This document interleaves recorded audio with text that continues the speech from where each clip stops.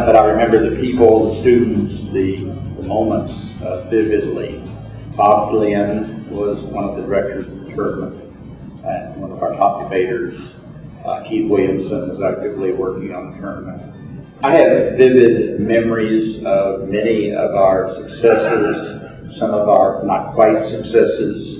I remember after a not very happy trip to the University of Arkansas, we were driving back at night, and the clutch went out on the university car. And if I stopped the car, we wouldn't get home.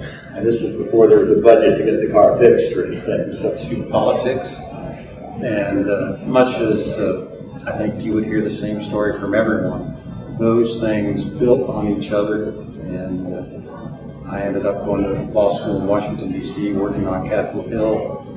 Ultimately, I got into politics somewhat, served as United States Attorney, and been practicing law here in Wichita for the last 30 years. So debate is the seed of most of those activities and most of that success to the extent of that. You know, I would also say that debate at Wichita State has a rich history of excellence.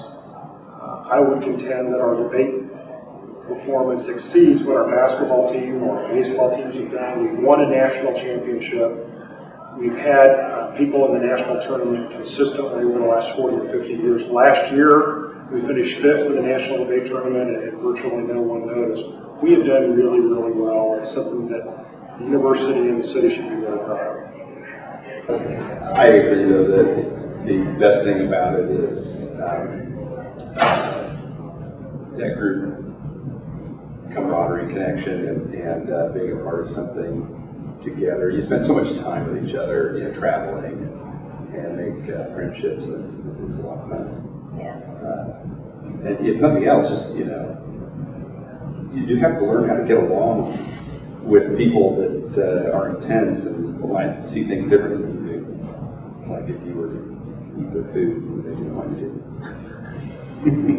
Who feels strongly about things. Yeah, she Had an opportunity to communicate in many different venues. Ran for Congress, trial attorney, a wide variety of other things. And the ability to communicate just transcends any other intelligence or skill people have. And it is just incredible how many people in that arena, political arena, do not have that skill. And so I'm very, very grateful to Wichita State and to the training, to the coaches that helped advance that skill in my career. One of those obvious things that they say is, if you want to be successful, hang around successful people. Well, these are going to be successful people.